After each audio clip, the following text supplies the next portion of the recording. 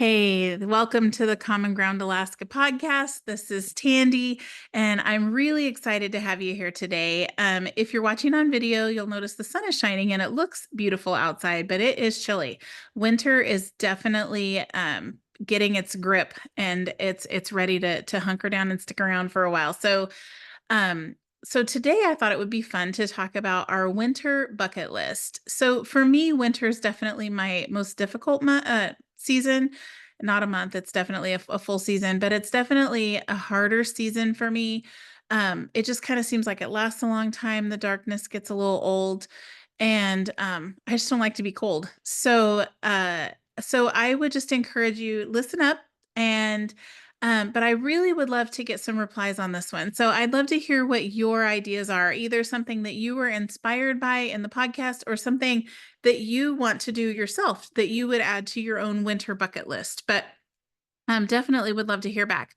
Also, just a quick reminder, if you're listening to this and you enjoy the show, please hit follow.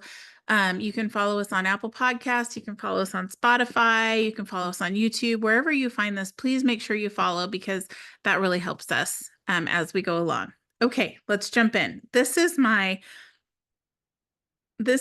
Alaska winter bucket list.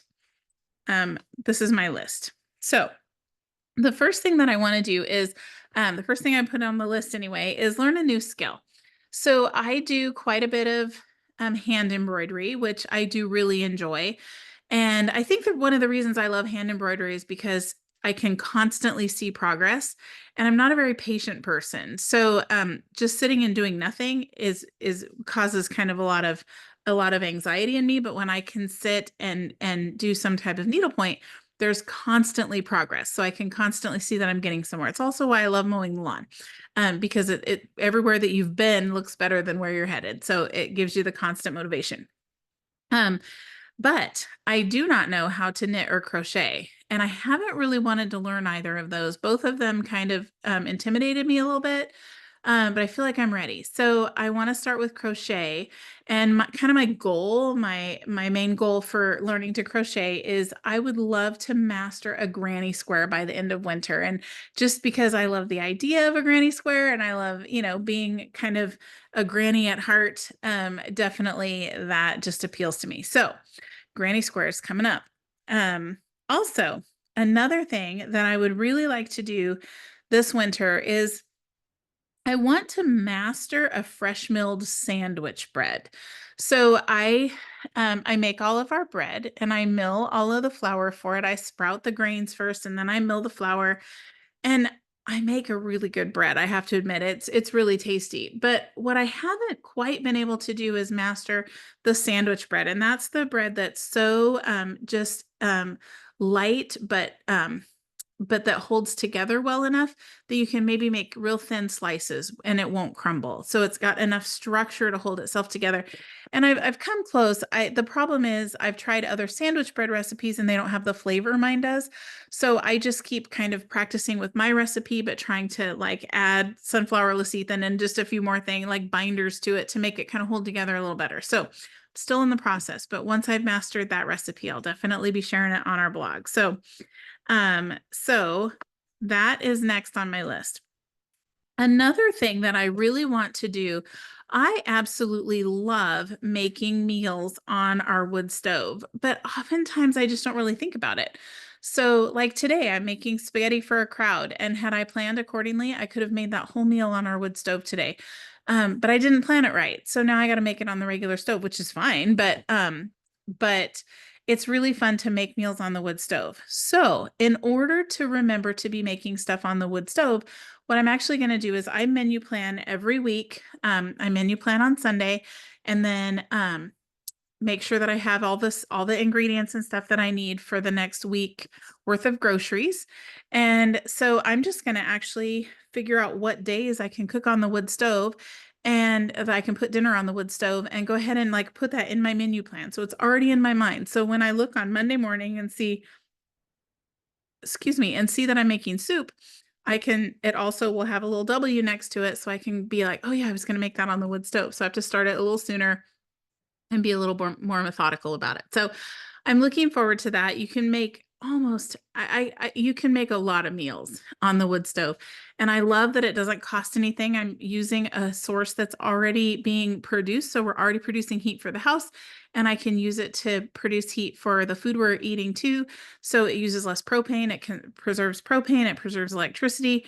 It's just all around. And I just think it tastes better. It probably doesn't. It's probably all in my mind, but it makes me happy. So definitely will be doing that.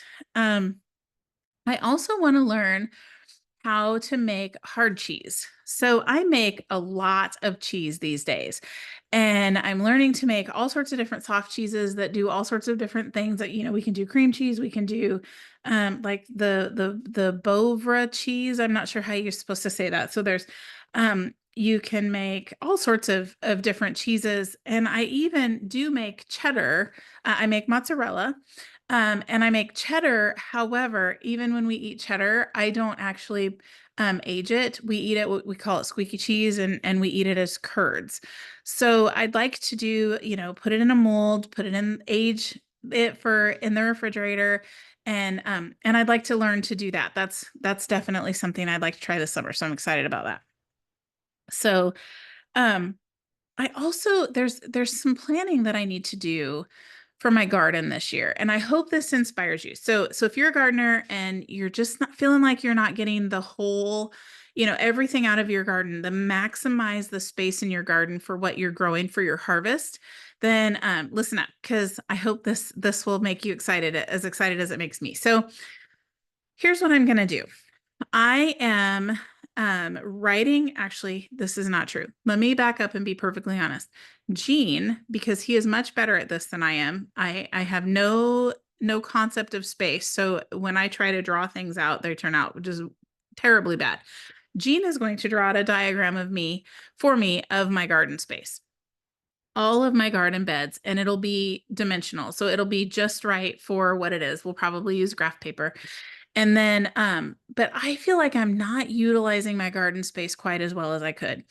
I'm not a big monocropper. I do love whimsy. And so even if I am planting, say, all of my carrots in one spot, I definitely want there to be lots of other things interspersed with my carrots. So there's lots of things that you can do to get more space out of things. For instance, things that grow up and things that grow down a lot of times can be planted together. Think about things like radishes. Either you can plant them multiple times in the same spot, or you can plant a radish that's going to come up quickly, and then you can plant something that's going to come up a little more slowly, like maybe celery.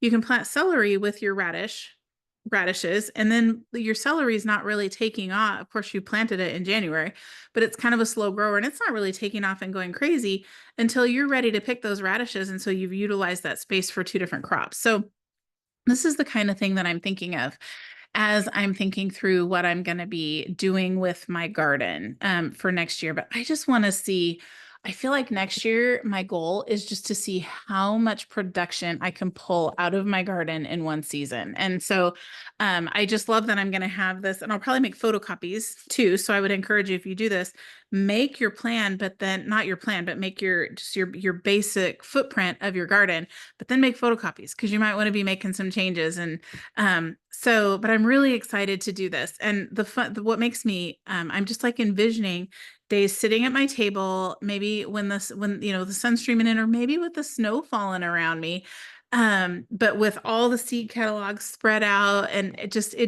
to me just kind of gives me the hope of spring and of the future. So I'm really looking forward to that part. Another thing I wanted to say about this is um, if you know Ellen Vandevies from Good Earth Garden School, you know that she is one of the greatest gardeners in the whole state. She is incredible. And she's just, I think one of the things I love most about Ellen is she's just so, I don't know how to describe it exactly, but she's kind of quiet about it. It just comes natural to her. So when she's talking about something she does in the garden, she says, "Oh, I just do this or that or whatever." And when she says it, you're like, "Oh my gosh, that makes so much sense, but I never thought about that before." So she runs Good Earth Garden School, and she actually used to run a gardening course at the college. It was a full credit course. And for reasons that are personal to her, she decided not to teach at the garden at the college anymore. So she's actually running a gardening class through us. So we're kind of hosting it. We found the venue. We've got tickets online. So it is a 6-week course. This is not just your everyday backyard garden course. This is 6 weeks long. It's super in depth. There's quite a bit of hands-on stuff going on. There's a field trip at the end. And it's every single Saturday. It starts on the 22nd of February, excuse me, and it goes all the way through March.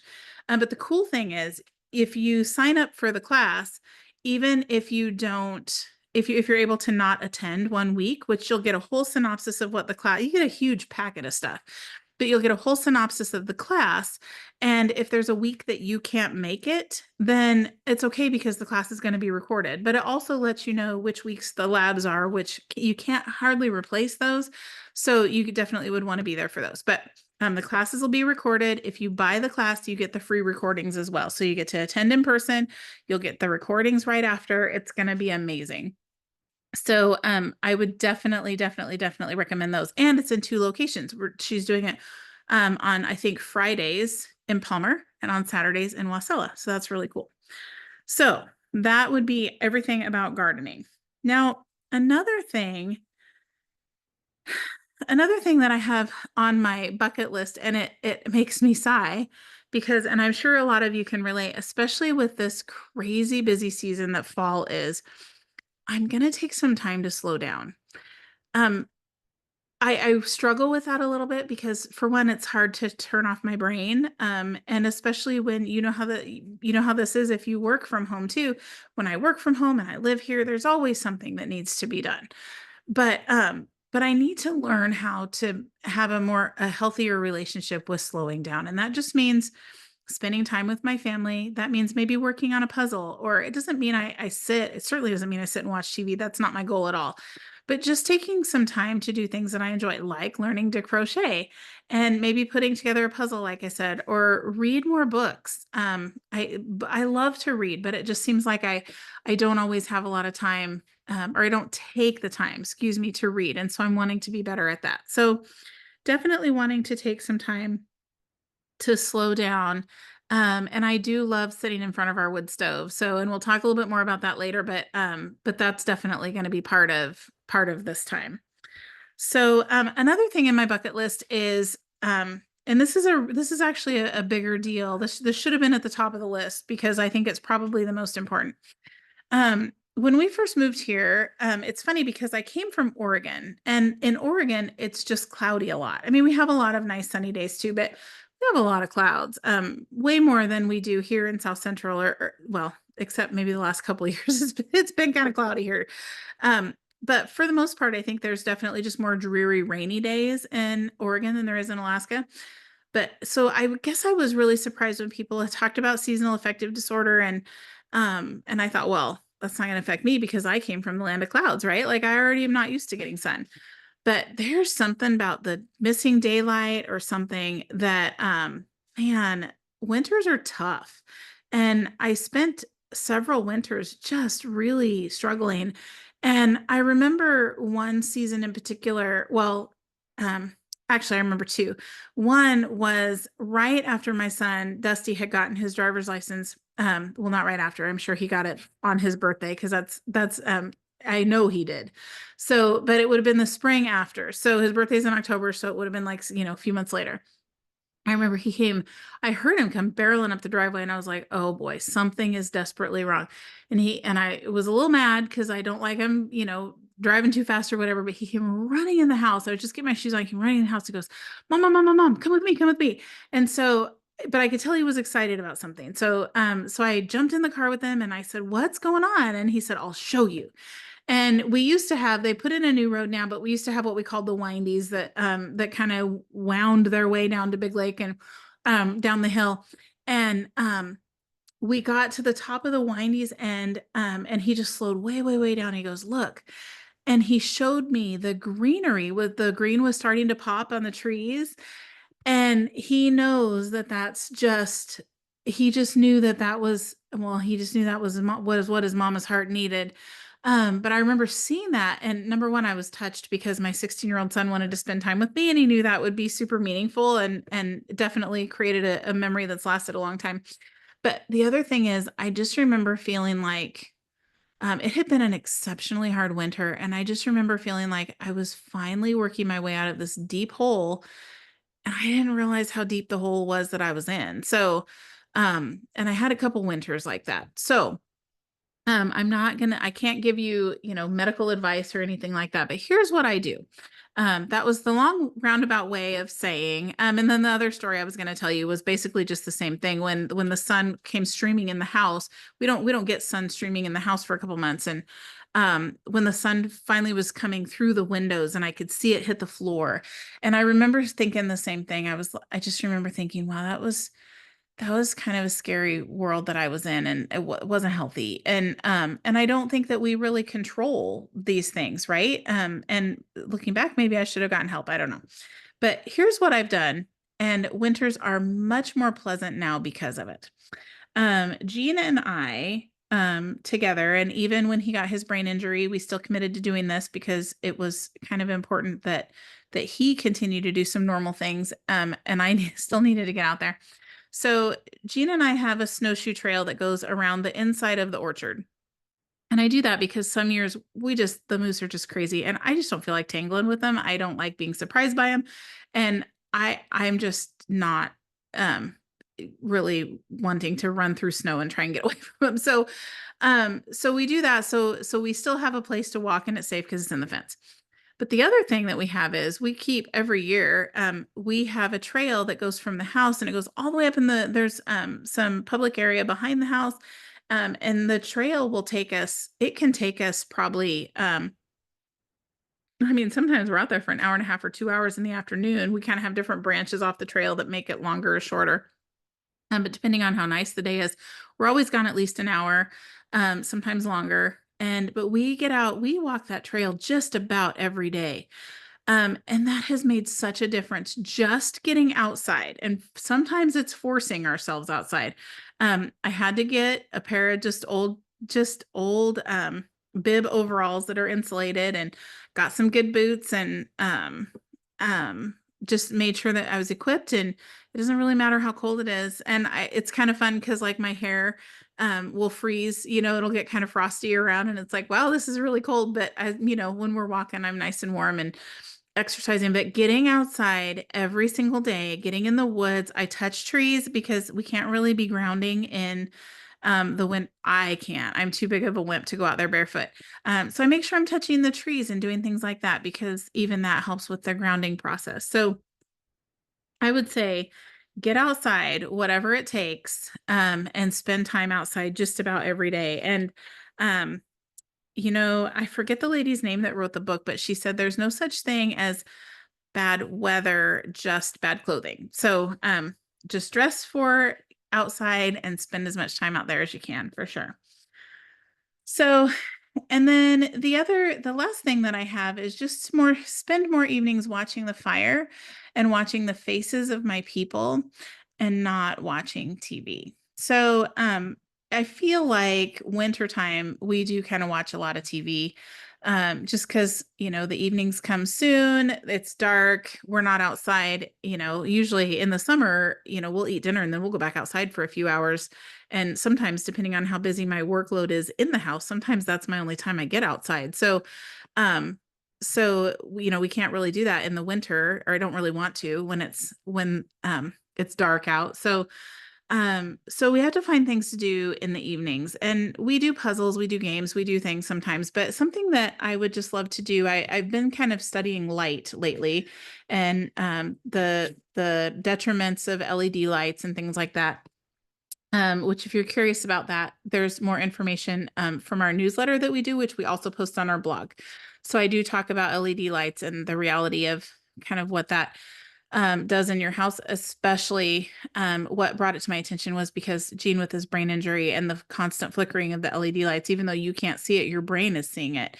And it's a stressor. So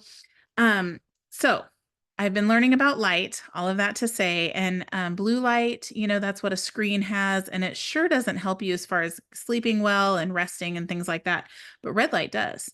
So, and red light is the majority of what comes out in a fire when you're watching the fire. So I just thought, well, then why don't we sit in front of the fire in the evenings and have conversations, read books, do whatever, and turn off the dang TV. So that's definitely something that we're going to try to do at least 1 or 2 nights a week. And um, I think it's going to be healthier for us too, definitely. And it will definitely promote a better night's sleep. So that's not all of my goals, obviously. So I have some work goals, some health goals, some personal goals, but these are the ones that I thought might be inspiring for you as well. So I appreciate you listening. I definitely want to hear back from you. What would you add to your own personal bucket list, or what inspired you from this bucket list to make you want to do things a little differently for your winter? I would love to hear. I'm looking forward to it. Thank you.